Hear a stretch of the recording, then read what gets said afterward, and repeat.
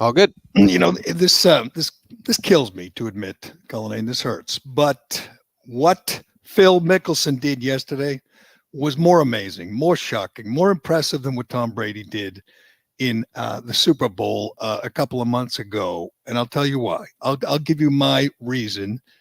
I was sitting yesterday early afternoon watching some of the other players before Phil and Koepka teed off, talking to some people and talking to my brother. I talked to your future boss, your new boss. Yeah. And we were 100% convinced there was no way Phil could finish the job. There was no way Phil could hold on to that lead. He had a one-shot lead, I believe. And the guy he was playing with, the guy he was teeing off with at 2:30, was a four-time major winner who only wins in majors, who is proven to be super clutch, who loves those big moments, doesn't have much of a personality. But I was 100% convinced that Phil was going to lose and Koepka was going to win, and it was just Phil was going to shoot 78 or something and just fall apart because he's 51, almost 51, and we always talk about the physical demands with Brady and Mickelson and anybody who is past his expiration date. But I think with golf more than anything, it's mental, and I just thought he would be exhausted. He'd be spent, and he would not be able to keep it up for another 4.5, 5 hours. He just couldn't do it. So when he was coming down 18 with 20,000 people around him, and poor Brooks Koepka didn't like all that bumping and pushing. Didn't like that crowd on the fairway, but I was shocked, totally shocked. And I wasn't shocked to watch Tom Brady win the Super Bowl. I mean, in the big picture, when you step back and take a look, it's pretty amazing that a 43-year-old won the Super Bowl. But when you're sitting watching it, and it was an easy win, he didn't have to do a whole lot. But he was a 3-point underdog, I believe. And it was not shocking at all to see him beat the Chiefs and win that game. I picked him. I did not pick Phil Mickelson to win this tournament, even yesterday, even after, he holed out from the sand on 5. Even after that, I'm saying he can't keep this up. There's no way he can keep this up. And he did. It was one of the most amazing things I've ever seen in sports. Oh, well, he was unbelievable. I don't know why. Like, if you're at that point, don't you have to be pretty mentally strong all the way through? Like, I don't know. I feel like that's a little bit of a dramatic take. No, like I don't know. And immediately there were comparisons to other older guys, and it was like they did one this morning on ESPN, and it was Serena Williams won at 35. Kareem Abdul-Jabbar won the Finals MVP against the Celtics. At 38. I guess my point is, if your biggest adversity in it is the mental aspect. The mental aspect is, but what's more of an impediment than that? When you start thinking, I can't do this. It's not, there's a reason no one's ever done it. There's a reason this is so historic. I mean, when they flashed up the other people, the people he passed, obviously Jack Nicklaus won the Masters at 46. He's 5 years older than Nicklaus when he won the Masters for the last time, and that was incredible to see. And I know he's kind of transitioned, like, I can't say mentally per se, but like his brand, in a sense, has transitioned the last few years, where now he's like the biggest jokester on Twitter, and he's likable. He's likable finally. And so now I would think, from a mental perspective, he should be able to harness that, what he's become basically, and say, like, all right, it is what it is. Like, let's just go out there. It doesn't matter. See, you're human. You're still human, even though you're mentally tough and you're clutch and you're one of the great golfers of all time. There has to be moments, because there's a reason golf is the toughest sport to play mentally. Mentally, it's so easy to let doubts creep in, and there's so much time. I mean, you hit a shot and you don't hit another shot for 10 minutes. You walk the fairway, you stand on the green looking around, and you have to be saying, I'm 50 freaking 1. I'm not supposed to be here. And the guy you're playing with is much younger than you. He's fitter. And he's done this, a bunch of times. And if it were Phil in the final group with, I don't know, Will Zalatoris, Yeah, that's one thing. But it's with Koepka, and he's clutch and he's intimidating and he's kind of a dink, as he proved when he whined after the day was over about all the crowd, but all the people who were allowed on the fairway, which was awesome.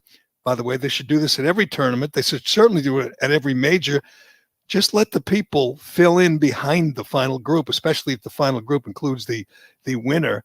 And not only did he win, he won easily in the end. You know, he made a great approach shot with a 9-iron on 18 and had a, whatever it was, 15-footer, which he two-putted, you know, just lagged it up there. I would have liked to have seen him need to win, you know, need to have the par to win the hole, or need to birdie or something, and, you know, more pressure in the end. But what he did was phenomenal. I mean, they compared it to the other guys who won. Again, Nicklaus winning at 46, and who could forget old Tom Morris? They put up a picture of old Tom Morris, who won the U.S. Open in 1867 at the age of 46. Now, I realize that when old Tom Morris won at 46, the average lifespan for a man was like 35. So that's pretty amazing. But that in 1867, how many people do you think played golf? Like in the whole country, there was probably like 200 people who played golf. Forget, you know, black players and Latin players and Asian players that you know, South Africans, and who are now part of the field. When old Tom Morris won, I'm just going to guess that the field wasn't nearly as deep as it is now.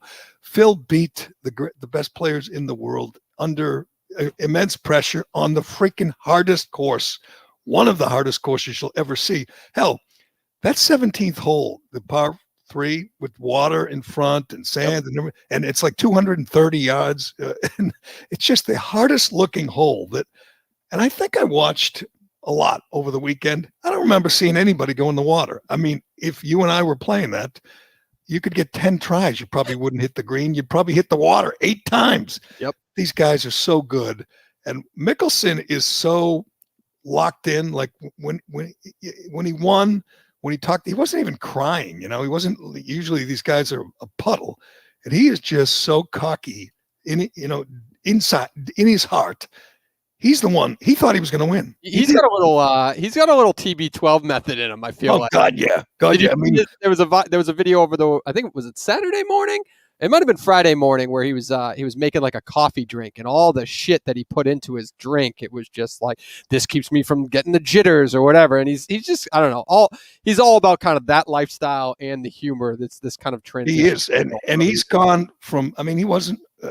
People didn't always root for him. You know, he was kind of a whiner at first. I mean, this is 15 years ago. He wasn't clutch. I mean, he choked in the U.S. Open, and he was viewed as one of those guys, kind of like Peyton Manning was. I know Tom Brady and Mickelson are buddies, and Brady was tweeting yesterday, you know, let's effing go and all that. And they played together. That was a year ago, right in the middle of the lockdowns. Yep. When it was Brady and Phil against Manning and Tiger. And Brady sucked. He was hitting it sideways. It was amazing how bad he looked. I mean, and Manning, I know, was really working on it, really preparing. Brady wasn't. But and then he holed out. Remember, he holed out from the fairway when he was getting heckled by Barkley, and he holed out from the fairway, which was pretty cool. But for the most part, he had a tough day. And, you know, Phil had no shot because he wasn't getting any help. But they're buddies now, and you're right. I think he's got some. He doesn't like talk about what he eats so much, but he does talk about, you know. Well, just listen. We'll get his body right. Yeah, we'll play right now. You told us yesterday you couldn't let yourself get there until you got it done today. 50 years, 11 months, 7 days. You are the oldest major champion in history. Thank you. Yeah. So now that you have accomplished that feat with your brother Tim on the bag, you can go there and you can take us with you. Tell us how this feels. I mean, this is just an incredible feeling, because I just believed that it was possible, but yet everything was saying it wasn't. And I hope that others find that inspiration. It might take a little extra work, a little bit harder effort to maintain physically or maintain the skills, but gosh, is it worth it in the end? And I'm so appreciative to be holding this Wanamaker trophy. So he's going to play the whole inspirational guy card now. You might as well use it up. Use it up. I don't know how many people bet on him, but if they did, they cashed in big time. He was 200-1. Yep. He hadn't finished in the top 20 in this year.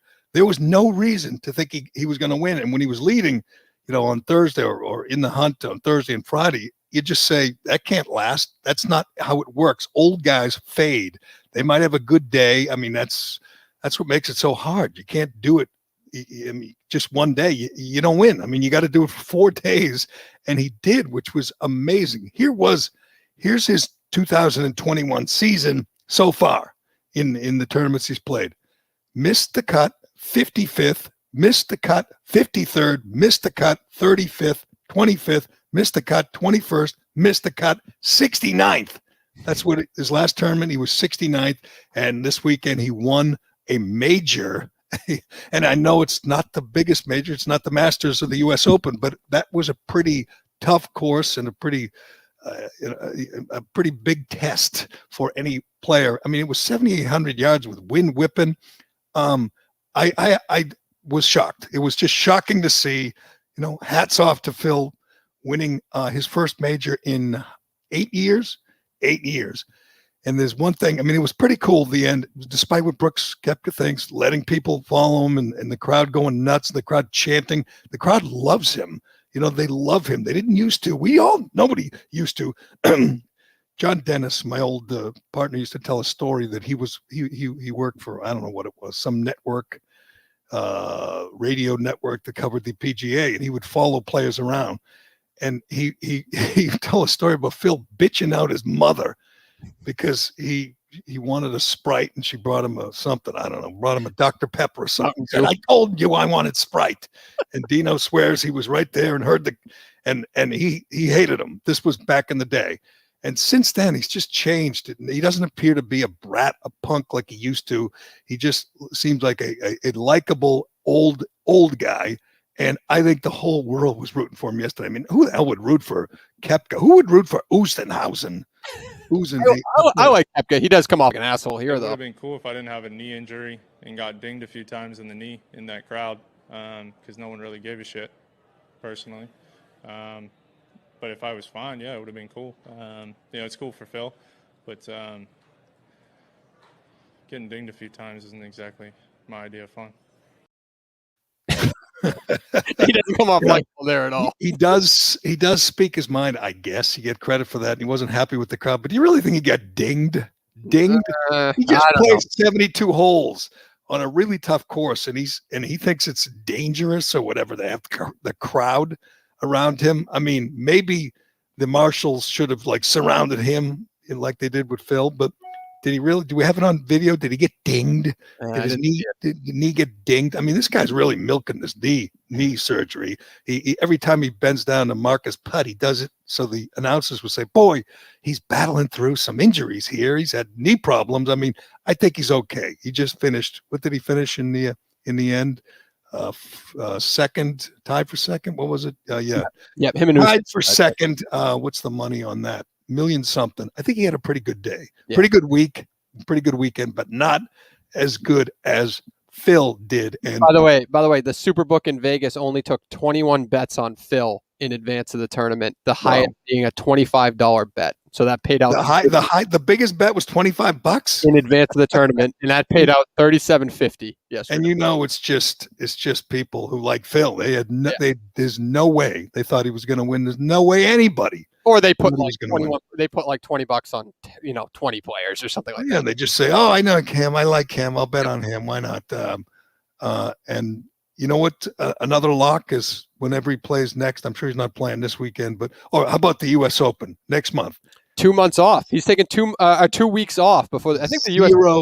zero chance he competes in the U.S. Open, even though that's the tournament he'd most like to win. I think there's a zero chance that he's there in the final day on Sunday. On the leaderboard on Sunday. We'll see, but I doubt it. It's such a mental thing, and I love watching it because they're thinking, they feel the pressure, the doubts have to creep in. They have to enter their mind at some point, and you have to overcome them. So I find it fascinating.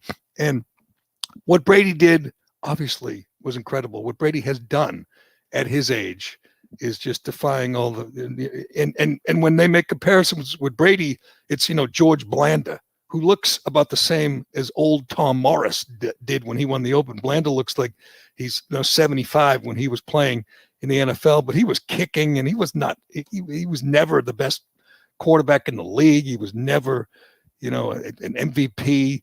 Brady is defying all the odds and everything else. But when you think of the think of start of any playoff game. I mean, obviously, you had to win 3 road playoff games. It was incredible, but you're not like shocked to see Brady beat the Packers. I mean, he was an underdog, but it's not shocking to see Brady win a football game, even a Super Bowl, even when he's an underdog.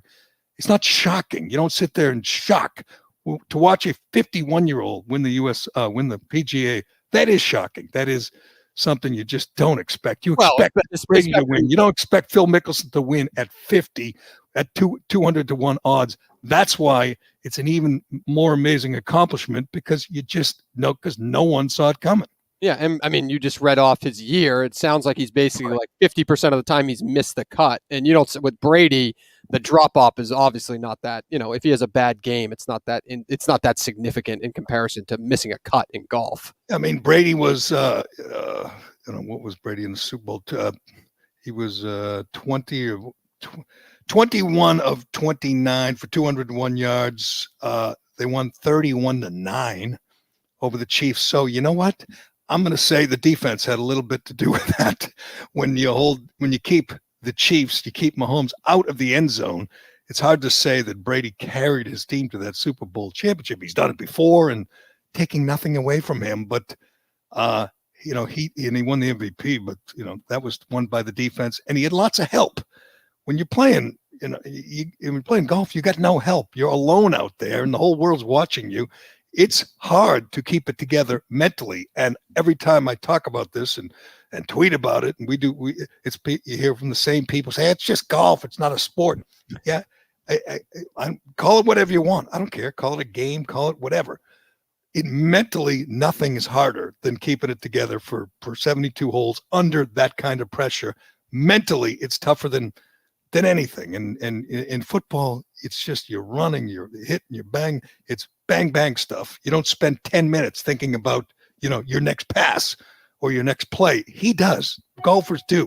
That's why you're useless if you don't have, confidence, if you're not to the point where you're cocky, like Mickelson is cocky. Tiger, How much would you give to have seen Tiger, sitting at home, whatever, on the couch, big screen TV with his dog, and I don't know, his girlfriend, maybe his kid, I don't know, or friends, having a few pops, maybe, I don't know, popping a couple of Vicodin, whatever he does these days he's still on the painkillers because he's still recovering on painkillers. Yeah, still recovering, right? So I mean, and I know he tweeted out congratulations to Phil, but I wonder if he was rooting against him. Maybe, they were rivals, they're still rivals, and was he thinking, I can do that, even with his newest knee injury, leg injury, whatever, his serious injury that he's recovering from?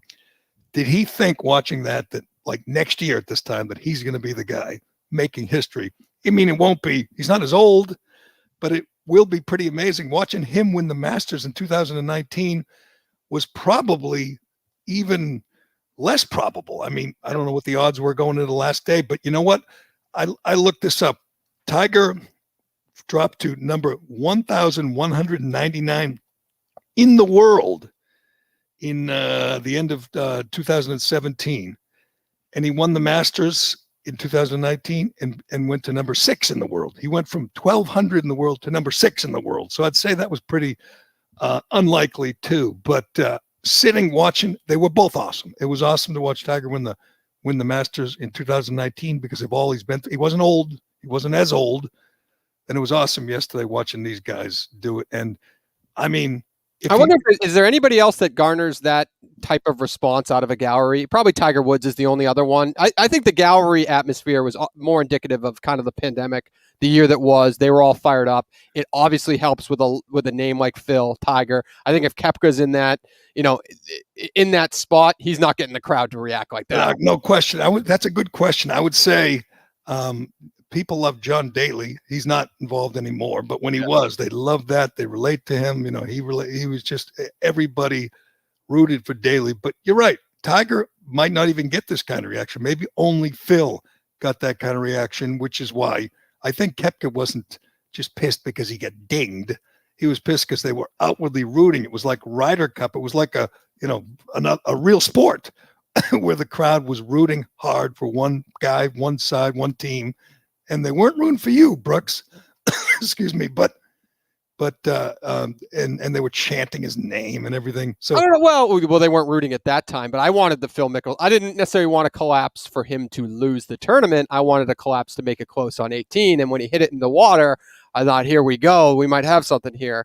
But I mean, at the end of the day, yes, you're right. They were rooting for Phil, and he was probably really irritated about it. So yes, and they sure were. And you're right. It felt like the people were blowing off steam from being cooped up and being masked up. Did you see one mask in the gallery in the crowd? Did you see one? I mean, the people working, I guess, had to wear them, but the fans, you didn't see one person masked up. Not one. You didn't see, one whatever caddy or player or anybody. Or announcer. It was good to see, and that's obviously South Carolina, so they probably haven't worn masks there for like 6 months, which was wonderful to see. But you know what? They around here in New England, people are ripping off the masks and throwing them away too. Finally, and going to Bruins games, Celtics games. We were talking about this before we started recording. We still don't know what this means. On May 29th, right, we have new rules. Governor Baker, Charlie Longshanks, who can never just give up control. So he's going to come up with new rules on the 29th where we're essentially opening things up. And they say the Garden will be to near capacity. Near. What does that mean? We don't even know. We don't have the answer to that now. It's going to be near capacity. So does that mean they're going to, instead of having 17,000 people, are going to have like 16,000, just to be safe, just to flatten the curve. I mean, it's just absurd. Just open the freaking doors, let people come in.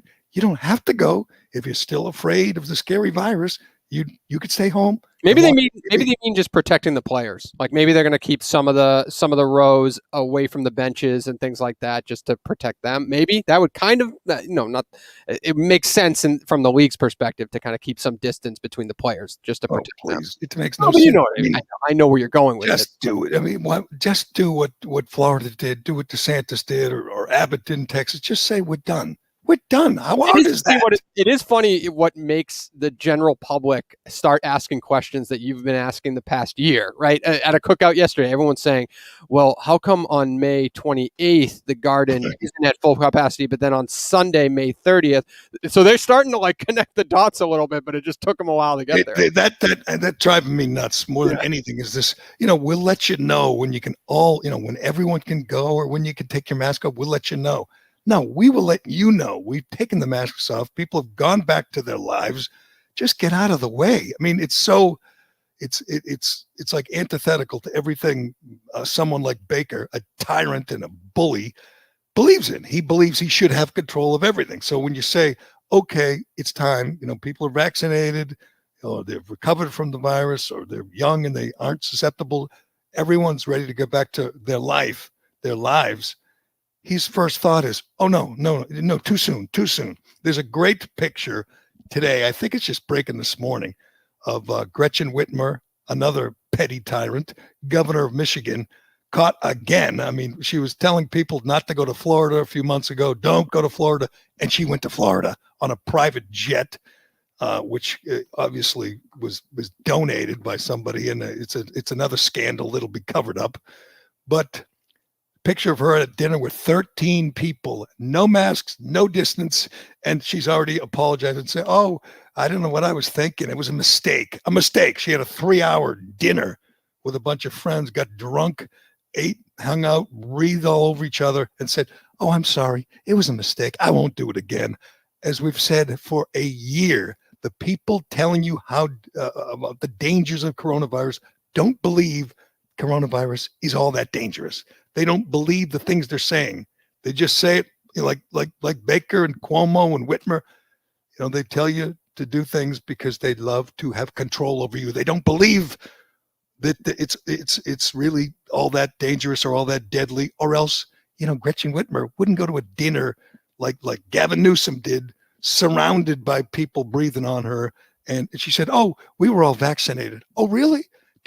Governor, did you check everybody's vaccination card before you ordered your entrees?"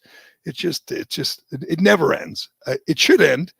People are ready for it to end. I did this on Saturday. What day is this?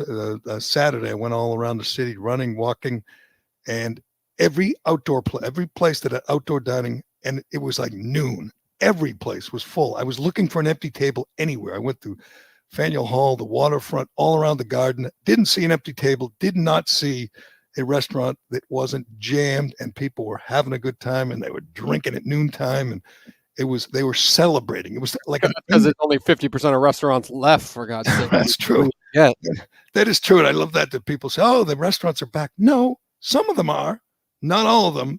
In our state, Charlie Baker killed about half of them. In New York, obviously even more. New York City, like 10,000 restaurants are gone, put out of business by the governor. And anybody wants to debate that with me, bring it on. Because if those restaurants, if the Fours, which is a famous sports bar near the Garden, was there for years, it's gone. If that were in Fort Lauderdale instead of Boston, it would be thriving. It's strictly the overreaction to the virus that caused the bankruptcy of thousands of restaurants. It's all his fault. And I can't believe people don't understand that, or people even talk about re-electing any of these governors, any of these blue state tyrants. He put thousands of restaurants out of business, period. So maybe that's why. Maybe you're right, Callahan. Maybe that's why every restaurant I saw was jammed, because half of them are gone, never to return, because of one person, the governor, who is such a gutless. I mean, can you believe? And I know Turtle Boy was tweeting about this, and I don't want to get into this too much, but the governor, an alleged Republican, a rhino, if ever there was one, was tweeting that, we need some answers with the Michaela Miller story. That's the 16-year-old girl who committed suicide in Hopkinton. We all know she committed suicide. Turtle Boy has proven it. And these grifters, these race hustlers like Monica Cannon Grant, Tito Jackson, and Ayanna Pressley kept saying, "Oh, we need an independent investigation." They got it. The medical examiner said it was suicide, as everyone knew. And Baker's tweeting out, placating them and saying, we need answers. The family needs. No, they got answers. You coward. You're giving into these, trying to placate this mob he knows is lying. And he's still so afraid of it. He says, "Yes, we need an independent investigation." It's done. You had your investigation. It's over. We all know the truth. Everybody knows that these grifters are just looking, for publicity and money, by the way, with the GoFundMe. And Baker plays their game. It's just disgusting. And someday I want a DeSantis. I want a DeSantis. That's what I want. I guess I'll have to move to Florida to have a DeSantis, because we'll never elect one, because people like Baker are so afraid of the Boston Globe that they won't be honest. But I'm just waiting for him to get caught at some big dinner or some, traveling somewhere, breaking his own rules like all these other governors. I'm sure he has. Turtle Boy hasn't got him with a picture without a mask yet. Is that just, we talked about? No, we talked about it. We were expecting it. Obviously, he got the lieutenant governor at a big party when she was telling people you can't have parties. Right. She had a big party, and I'm sure Baker's done it. I'm sure he's broken all kinds of rules, but he's yet to be caught on camera. Hopefully it happens, because we know he's doing all that. But anyway, how'd you get me off on that? We were asking the question, what does near capacity mean? The Garden for the first two Bruins games. And can you, I know you're the biggest hockey fan I know, Colleen. Yep. Can you please tell me that the next round is not on NESN, that the next round will not be ruined by Jack Edwards? I actually asked that question as well. I think the local coverage goes away and it's all national in the next round. Thank you. Excellent. We had to make his presence felt yesterday. Oh, I know he's a nice guy. I think he's a nice guy. I don't care. He thinks that crowd that was there, I guess, we had 6,000 at the Garden or whatever. The people watching on TV are watching for him. Correct. The players, the teams, the game, that's just, supporting. They're in supporting roles and we're all watching for him. It is distracting. It ruins it. To me, it ruins the experience. And I didn't always feel that way, but now I can't watch without thinking about him trying to, make it about him. It was an option. It was on USA last night. I don't know. Was it? Why did you I'm tell an me idiot. that? I know I'm an idiot. I think I tweeted somebody this morning. Eddie Olczyk pissed me off a couple of games ago with some of his coverage, so I went back to NESN and I just forgot what I've been doing and I kept it on NESN like an idiot. Me too. I put it on and he was just trying to be so overly dramatic. It was the first round and the Bruins decapitated. It would make sense. It would make sense if Jack Edwards was at all relevant outside of play-by-play on hockey, in a sense, like Zoe, right? Zoe has a presence outside of doing play-by-play on social media. So if Zoe says something funny on play-by-play, it kind of becomes a gimmick on social media and a thing. And Zoe's genuine. He's real. What Jack Edwards is doing is not genuine. It's a shtick. It's shtick. He's trying to attract attention to himself. It's 4 seasons in a row, the Bruins decapitate Washington, winning the series in 5. Ovechkin is on summer vacation. Like Ovechkin on summer vacation. Like, why do you have? I don't even. That's round 1. You can't act like it's the Stanley Cup Finals. You can't act like they just won the cup. Because then what do? I guess you go home if you're Jack Edwards and the national guys take over. So maybe that's why he's over. That's true. Maybe that's his Stanley Cup moment right there. That's his. Okay, then that proves my point. He thinks it's about him. So he's done. So let's make it overly dramatic. It's like, stop. It's just one round. And it's good. They advance. Wonderful. But you can't make it seem like they just won it all. It just he gets in the way. He's always gotten in the way. And for me, it's worse now for some reason. By the way, the decapitated was stupid. Jim Nantz, to me, didn't live up to the moment. We said, Phil defeats Father Time? Right. Father Time? I mean, I've written lots of stories about old athletes, and if I ever typed the words Father Time, I would stop and think, God, is that a cliche? And I'd try to think of something else. Jim Nantz spends, like 12 hours trying to think about what he's going to say when Phil hits the last putt, taps in that last putt, and he says, Phil defeats Father Time. I'm sorry, Jim. You're a terrific play-by-play guy. You're good on golf. That sucked. That was just weak. Biggest moment of a legendary career. Phil defeats Father Time. He's lucky the crowd was as amped up as it was, because that's the real moment. I don't even know. I mean, he's pretty creative. He thinks of things when he knows he's going to be in the spotlight. And obviously he doesn't try to get in the way like Jack Edwards, but defeating Father Time didn't do it for me. I'm sorry, Jim. You did okay, but that was lame. That was really weak. All right. Couple other things. This was a busy weekend for people saying stupid things. And Jack Edwards came in hard at the end, like last night. But before Jack we had let's see, where did we go? Eugene Chung, former Patriot first round pick. If you're wondering where Eugene Chung has been lately, he's been interviewing for coaching jobs, and you'd think, wow, that's I mean, he's obviously an Asian, Korean American. That's progress. You're going to have a Korean American coach, and he's going to, move up the ranks, and maybe, who knows, be a head coach someday. I believe he's 51. He's Phil Mickelson's age. And he said in an interview with an unnamed team that he was the wrong kind of minority. He's a minority, but the wrong kind of minority. And I believe that 100%. If they're trying to placate follow the Rooney Rule and get good pub and get the, ESPN guys, Max Kellerman and Jamel Hill to, pat him on the head and say, good job. They need to hire the right kind of minority to, satisfy that mob. and Eugene Chung, being Korean American is the wrong kind of minority. Kind of like the NFL is kind of like the Ivy League, you know? You might be a minority, but you're not the right kind of minority. You guys do way too well on the SATs. We don't want too many of your kind, which is what Harvard says in its admissions, and Yale say in their admissions department. We want minorities, just not your kind of minority. So are you comfortable with me putting Shirley Leung on your live broadcast? Are you comfortable with that? Because that's what her was. Yes, her face on the YouTube channel, because he came out with this quote doing an interview with Shirley Leung. Sure, go ahead. I mean, Eugene, can you share a story with us about an interview that happened this year for a coaching job, and what happened during that interview? Yeah, it was a pretty shocking shocking interview, the way it ended. So, I'm selling myself, being the salesman, and just going through my, accolades and my experience and what I can bring to this coaching staff. And at my last little comment, it was like, look, you check off all these boxes when you hire me.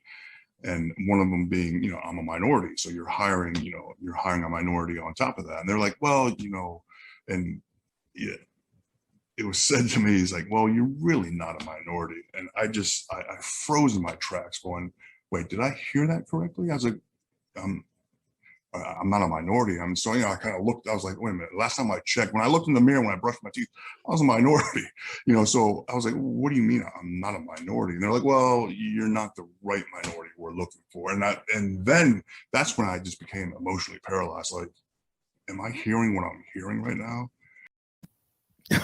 Emotionally paralyzed. Speaking of overly dramatic, I mean, I believe that 100%. And look at Shirley. She's so happy. This is what she lives for. That's all that matters to her. Identity politics is her life. She's a despicable human being. If you're not aware of Shirley Leung, she's pretends to be a journalist. She's not. She's an activist. She's the one that teamed up with a transgender rights activist and went after us. She literally called our advertisers. She's supposed to be working as a journalist, an editor, and a reporter. That's just a ruse. That's a front. She's an activist who literally called advertisers and harassed them, pressured them to bail on us, a competitor, essentially.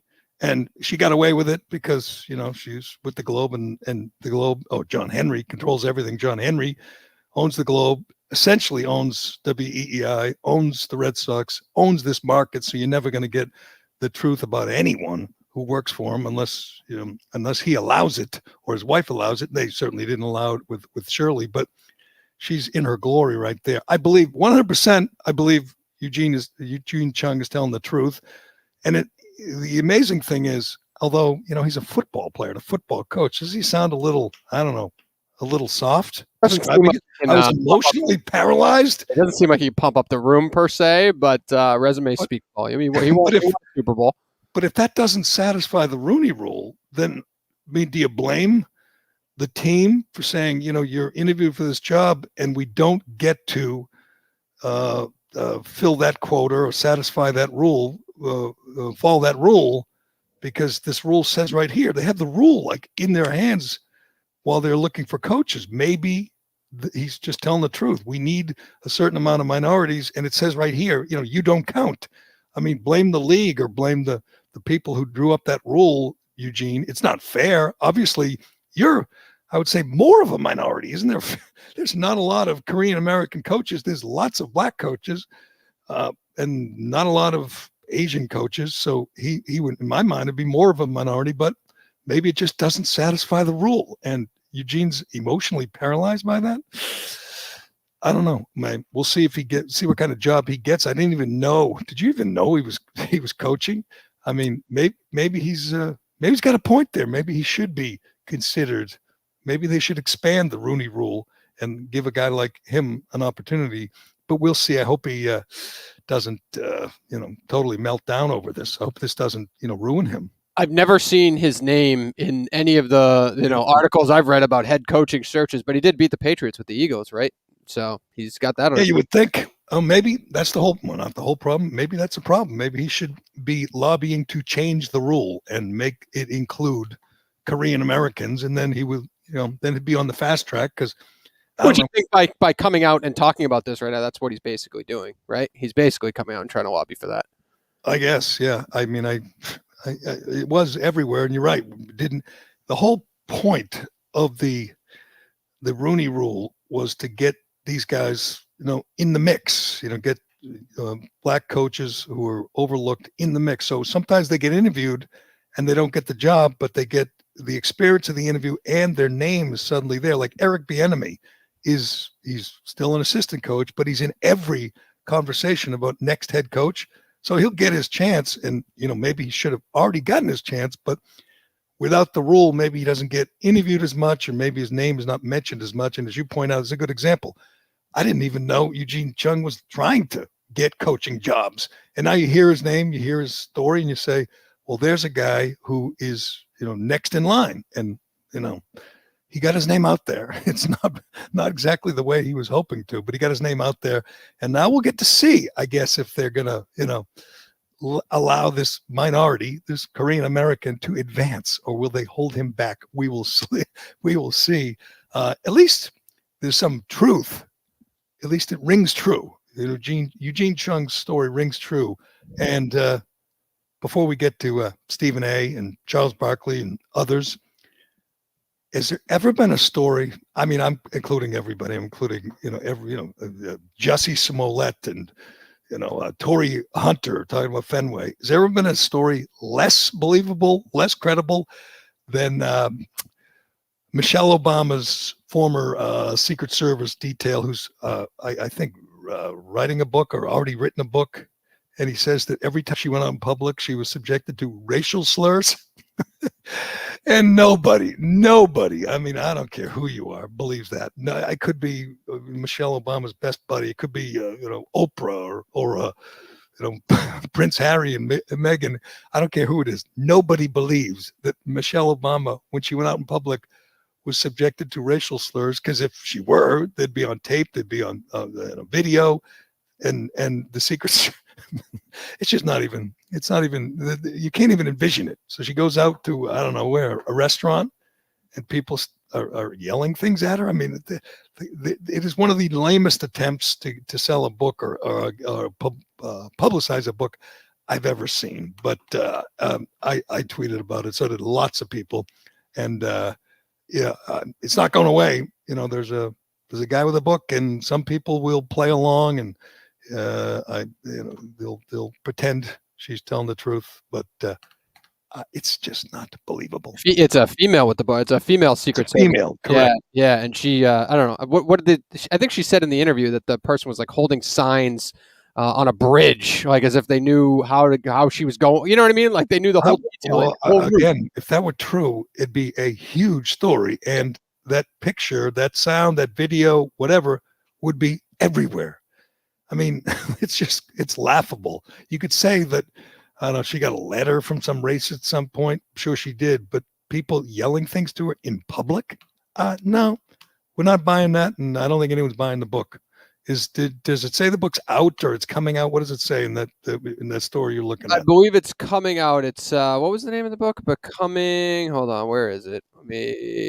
Becoming Bulletproof. Oh, okay. Yeah. So, no. Actually, no. It actually is out. It was out in 2020. So I don't know why all of a sudden now it's making headlines. Obviously, nobody read it in 2020, but now it's coming out. So, well, I don't think anyone's going to read it. I mean, and it's a story of a Secret Service agent protecting her for whatever. Yes. Yep. Well, really don't think that's going to work. But you know what? You know what would work? I don't know, Charles Barkley or Stephen A. A couple of outspoken guys who Stephen A.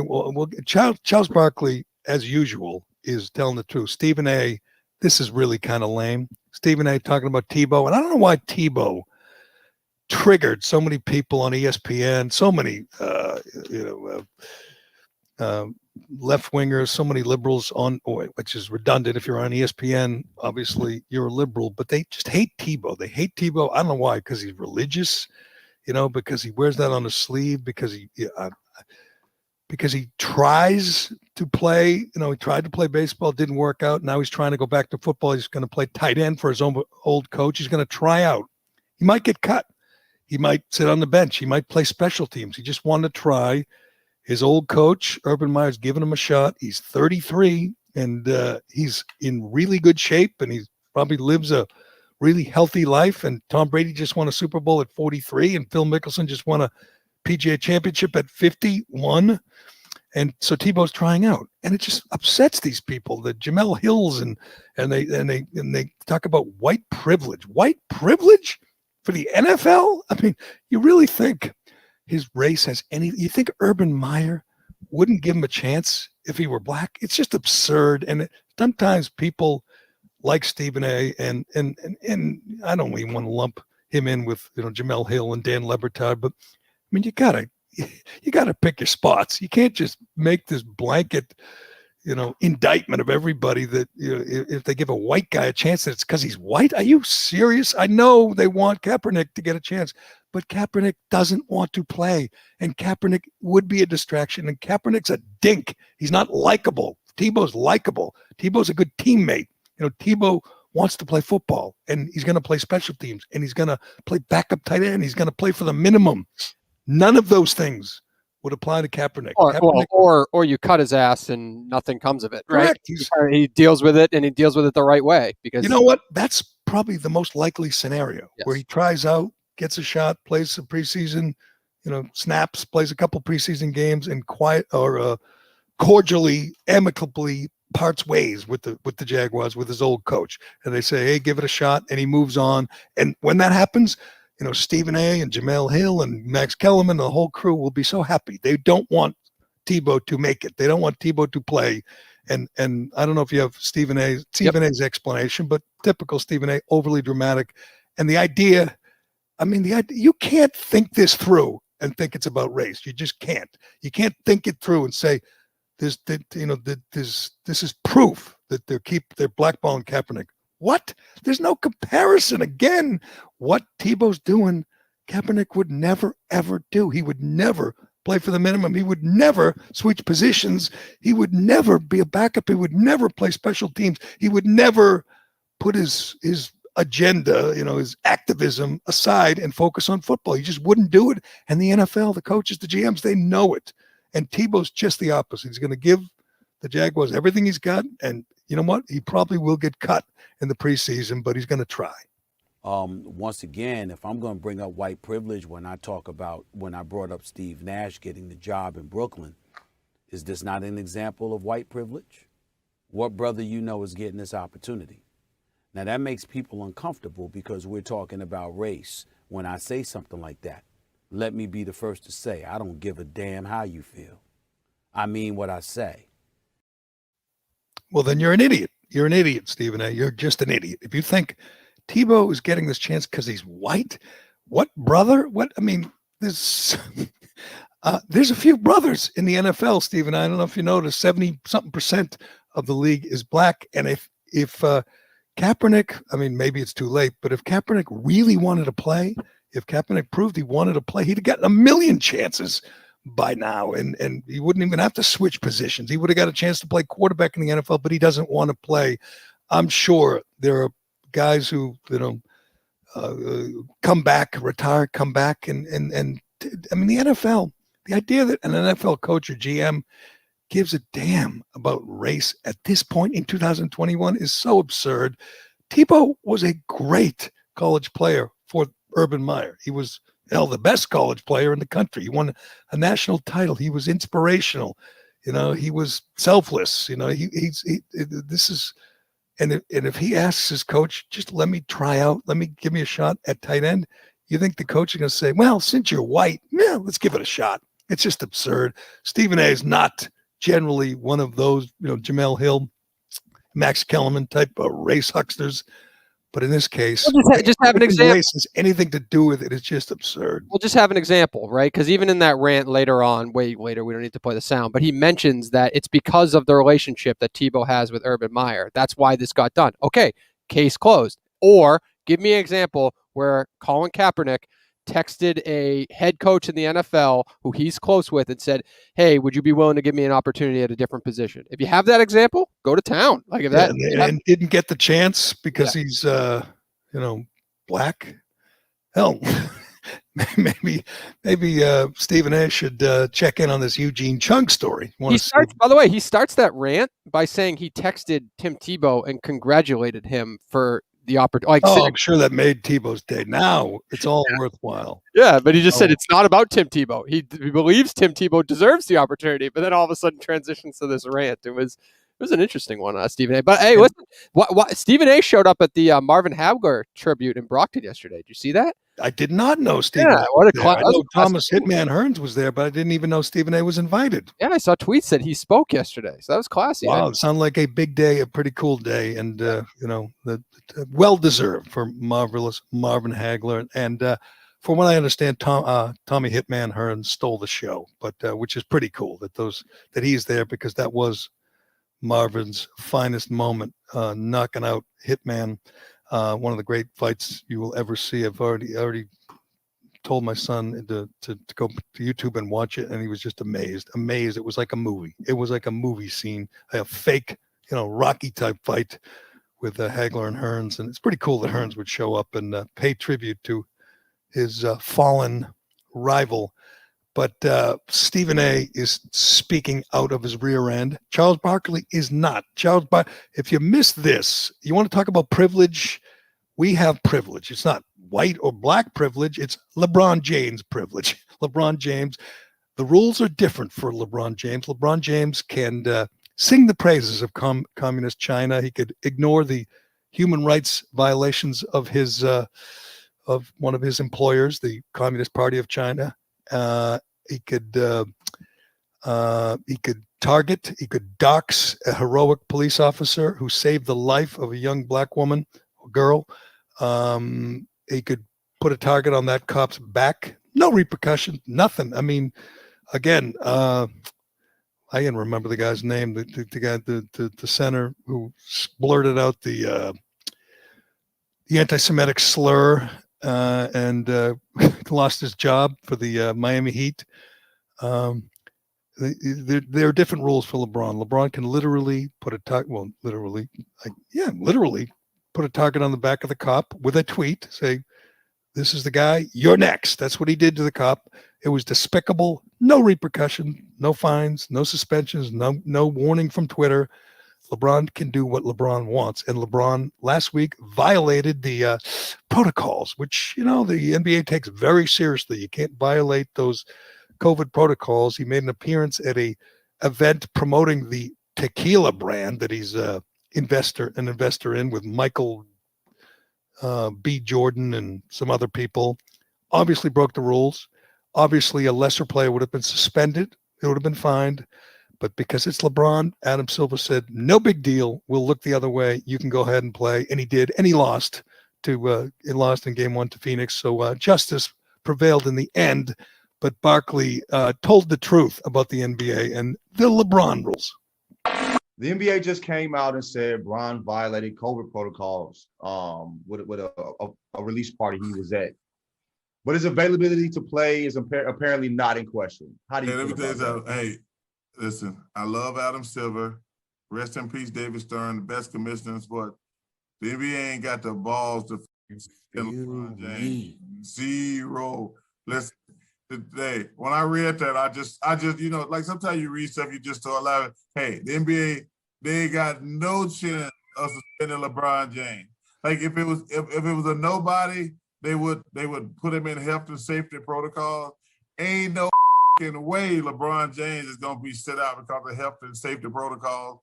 When I read that, I just started laughing. LeBron James is playing Sunday. Gerry.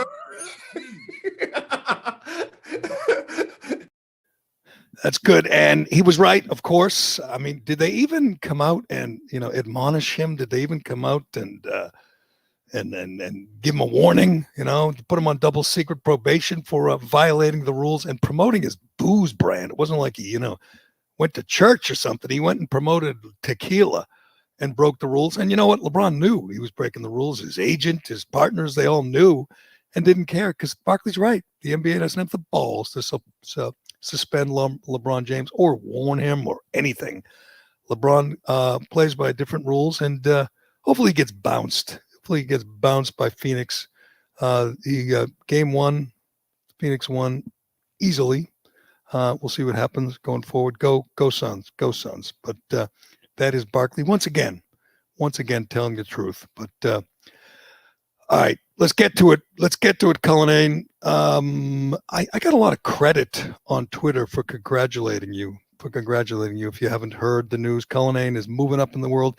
He's living his dream. He's achieving his lifelong goal, and he's going to go work for Barstool. He's going to be part of the Barstool family. Did you get some? Just let me ask you: did Big Dan send you congratulations? He actually did. That was very oh my God! You heard from Big Dan. What about PFT? What about PFT? Dan? I think only texted me because he thought I worked for the show initially when I filled in, and he was all confused. I think he thought I worked for Kirk. Don't get bogged down in details. Yeah. Did you hear from Big Dan? I heard from Big Dan. Excellent. Well, but about PFT comment. No PFT. Oh, that must. Ryan Whitney shit talked my eyes a little bit. Ryan Whitney reached out. What about it? Well, the big one. What about Rear Admiral? Nope, he did not. Nope, I do have to. You haven't. Oh, I knew. He's too, you know what? I know he thinks he's too big for you now. Rear Admiral is a big star. He's not going to, deign to speak to little people like Callahan. But who else? Who else from Barstool? Don't tell me Portnoy. No, I think that was it. That was just. It's a producer. I mean, what do you think? They're hiring me to handle the rundown for the future? It's a producer. I don't know, but I tweeted this and I really believe it.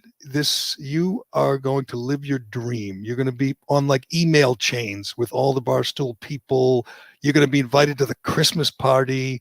You're going to be involved in that. I don't even know some of the the Barstool events. Are you going to get invited to that Rough and Ready or whatever, the boxing where people, they bring losers out of the stands to fight each other? Are you going to be involved in that? I don't know. Maybe I'll be in one day. You never know. Who knows? Ooh, I mean, my job, the thing I'm most excited about is just to make sure that you get the credit for being a good guy through this. Yeah, none from you. I didn't get any credit from you. I just got credit from all kinds of your fans. I say good things. No, I say good things. You did your little video. I saw it, and I agree with Ryan. Those things suck. Just starting, and first of all, announcing a producer role, it's awkward.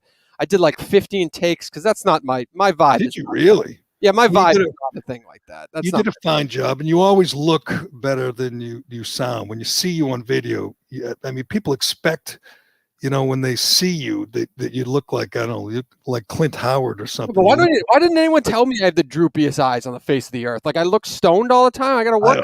I don't know. You looked fine. You did a fine job, and you're going to be living your dream. And I would never, ever. Your new boss, he literally said, it was up to me. And I'm saying, you think I would stop him from taking this dream job? You think I would stop Callahan from going to work for Barstool and make a lot more money? And I don't even know how much work you'll be putting in, how much extra time you'll be putting in, but I'm going to guess that you're pretty happy with the money you're going to be making. Yeah, I'm excited for the opportunity. Yes, but yeah, you got it. You're the mentality is just I don't know how to word it, but this is, I don't know. You're never going to stop somebody from doing something they want to do at the end of the day. So yeah, well, of course not. You'd hold a grudge. I always live by, if you don't want to be here, then you shouldn't be here. You wouldn't want me here if there was something I wanted to be at or whatever. So it makes sense. So right, and you. I know the process didn't take that long, but I was sort of in the loop talking to you and your new boss. And I said to your new boss, I said, you really think I would stop him from? And he goes, I would. I go, well, I wouldn't do that. I wouldn't. You'd be miserable, and I wouldn't blame you. You'd be pissed at me. You'd always be pissed at me. You'd be like, I had a chance. I gave you my blessing to go after that Spittin' Chicklets job, which I thought was your dream. Yeah. Well, is this better than the working for Spittin' Chicklets? Because it fits my personality better. It actually ties into a role that I can execute. I knew what was going on with Chicklets. I love the Chicklets stuff, but I like fucking around. I like comedy. I like all that stuff. But you're a hockey guy and you love those guys. Yeah, but I'm not dialed in the weeds. You're not going to hear me give Tuukka Rask stats left and right. But let's be honest. Your new boss has been known to wear people out and. And it's not easy. It's a challenge. He's gonna demand a lot from you, and I don't. I just true. You do not. You definitely do not. But he's going to, and you know what? I think you're gonna do well. I really do, because you're not smart, but you are smart enough to know what that job takes. You're not going to go in there and if he goes off, if he rips your face off, I think you'll handle it better than most. I'll call you. I've seen that ruin, lesser people. Yes. And I think you are smart enough to know that, you can come back the next day and you'll be fine. I mean, it'll hurt for a little while, but you'll be fine the next day. And it won't ruin you when he rips the flesh off your bones. Yep. So, hey, listen, are people laughing? That's what matters, right? It's a comedy show. Are people laughing? And you don't have to take it to bed with you every night. So you don't have to cry yourself to sleep. It's all good. What about Nardini? What's her name? Erica. Did she reach out? She did. One email. Oh, really? Yes, wow. One email. Yes. She got Big Cat and Nardini were the people that reached out, but Nardini by default. That's it. Yeah. What about like all the people from Boston? What about Jerry Thornton? Did he reach out? What can I say? I'm not. Nothing? It's not worth their time, which is, it's a producer role. I don't, what can I do? Nothing I can do. Congratulations. I know you got a lot of congratulations. Who's taking over? Do you know yet? What's your? We got to work on that. I was, I'm getting like texts like right now as we speak, but why? Who do you recommend? You guys all know each other. Producers, that little cult. I think we can work something out with Shattuck. Can we not? Why not? He fits in. He knows. Shattuck, no, he's beyond that now. You kidding me? He's hosting his own podcast. He's got his Substack. He's hosting shows in Hartford, which on AM radio, I believe, in Hartford. I believe an intercom station in Hartford. Why is producing a podcast beneath him though? Like, that's not the world anymore. The world is he can do it and he can have a voice on the show. It's nobody judges you based on that shit anymore. Like, there's a lot of you know what? We'll talk to him. We'll talk to him tomorrow. How's that? We'll talk to him tomorrow. But there are people reaching out to me, and we have when are you done? How much longer? I think what's the 21st is my first day there, so like that, I don't know, 17th or 18th or something. Of what? Of June. Oh, so it's so we or whatever you want to do. So it's up to you. we got time. So if you're interested, reach out to how should I do this? The Callahan podcast? Yeah, reach out to Callahan podcast on Twitter, and I'll get them over. We'll talk, and I'll get them over to you, Jerry. But you got to go through. Why don't you do the initial interviewing? Why don't you talk to them, and then if you like them, send them to me. Yes. And we'll go from there. But the people, I think, generally understand the requirements of the job. You have to be dumb. You can't be too smart, or else you wouldn't be a producer. Yep. You have to be able to lie. As we always say, if a producer says they called a guest 3 times, that means they called him once. You put it in this algorithm. That's how you get to the truth. But every producer I've ever known, even the best ones, they say, "Oh yeah, I called him 3 times." Yeah, that means they called him once. That's how it works. But you got to have thick skin, as Callahan does, and he's gonna be tested soon. And you got to I don't know what else. You got to be able to wake up in the morning. And I'll say this, Callahan, you are a dope, but you show up every day. We've done this for a year and a half, and Callahan has not missed a day. Not even. You haven't even once said you might have to. I have never said no to Gerry Callahan. You've never said, "Oh, my kid is sick." Believe me, I've heard all the excuses. My kid is sick or whatever. My car didn't start or anything else. You've never once, and I know you can lie. Dershowitz has told me that you can lie with the best of them, but you've never story. You've never come up with some lame excuse on why you couldn't be there tomorrow, the next day, or a week from Tuesday. You always show up, and that, as always, with any job, not just producing, with any job is the most important thing. And Callahan shows up, and I think your new boss is going to like you. He'll abuse you, but he'll like you, and you guys will be great together. And I deserve all the credit because I could have stood in your way, and I didn't. So let's face it, it's all because of me. But, yes, I agree. I agree. So if you're listening to this and you want to produce a podcast, DM us at Callahan Podcast, and we'll go through it. I'm a good judge of character too, so I'm a good first person to hit for you, Jerry. I think I can.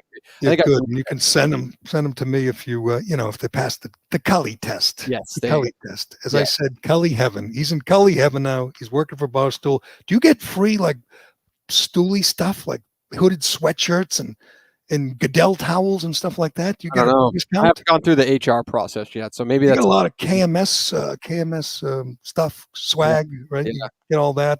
Oh wow. Let's see. Why don't you, and take care of me. If it's too big for you, Yep. I got you the Shea Concrete I'm swag. sure you did. I can definitely. I can send along a care package. Give me a Spit and Chickless shirt, would you? Okay, I will. I'll work Excellent. on that. Big, as everyone knows, big rear Big, end. you're a big RA guy. Huge rear end. We call them rear. I call them rear.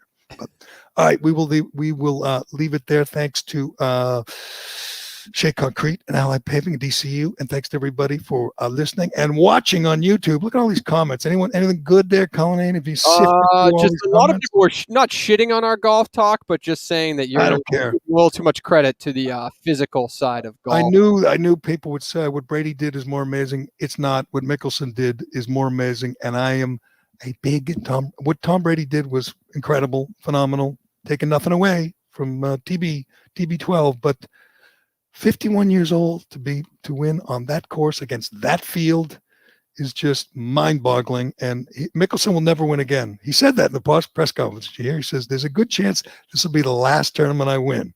And he goes, "But then again, maybe I'll go on a roll." No, this is the last tournament he's going to win. Except on the senior tour, the champions. But the odds can't open up, like it can't be worse than 200 to 1. That's true. No, you know why? Because people like him and they want him to win. Yeah. And so they'll bet on him at the U.S. Open and other tournaments and even the British, but he won't win. No chance. But it was good to see him win and beat Koepka, who showed that he is a dink. He's a hell of a player, a clutch player, but whining about the crowd bumping you because you had knee surgery. You've milked this knee surgery enough, Brooks. We're done with it. We're done. And we are done here. Thanks again to everybody for listening. This is the Callahan Podcast. I'm Gerry Callahan, and we'll do it again tomorrow.